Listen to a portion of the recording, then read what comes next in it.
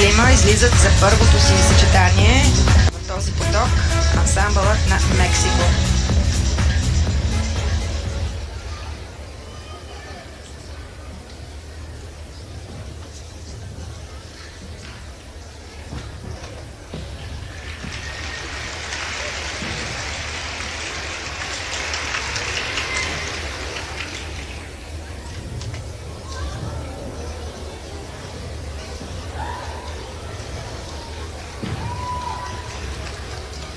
Интересно начало.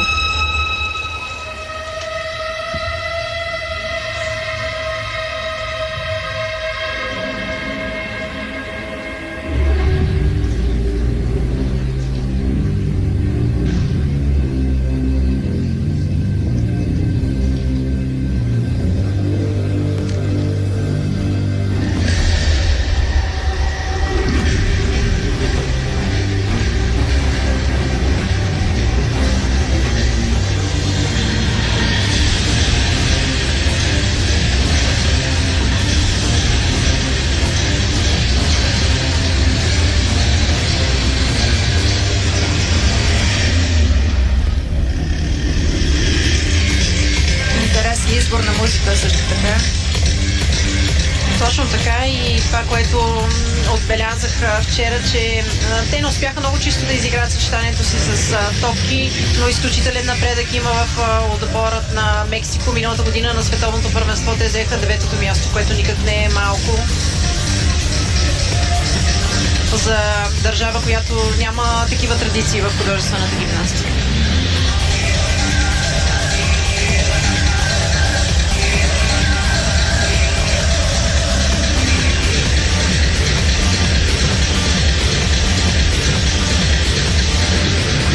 Което е радващо, все повече страни се включват в семейството, голямото семейство на художествената гимнастика.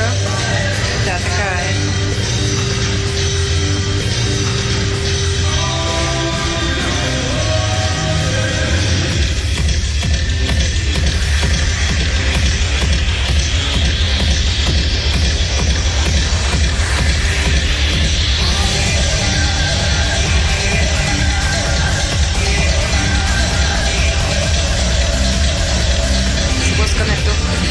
Да, направиха груба грешка на една от размените си, но до тук абсолютно сравнително чисто изиграха своята композиция.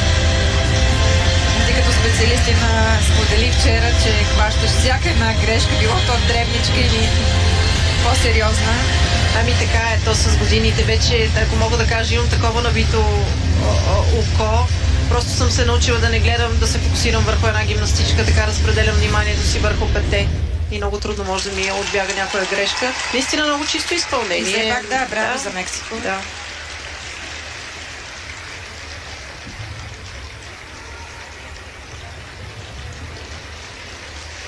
Те намериха място и сред първите 24 ансамбъла, тъй като миналата година световното първенство беше отворено за всички отбори, но тази година при ансамблите на световното първенство в Баку ще участват само 24 отбора. Баку ще домакинства и световното първенство, както и европейското. Също така ще бъде домакин и на световната купа, третата за този сезон. През последните години доста